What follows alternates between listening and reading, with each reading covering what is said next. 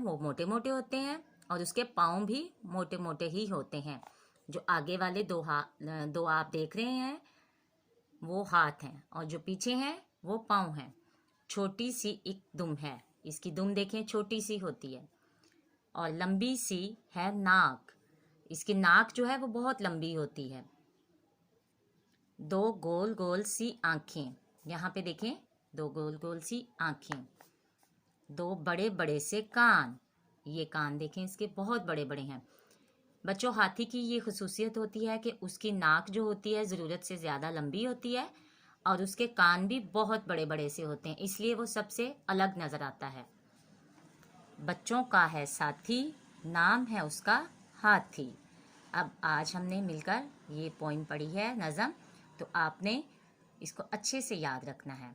अब हम आगे इसका एक सवाल भी करेंगे।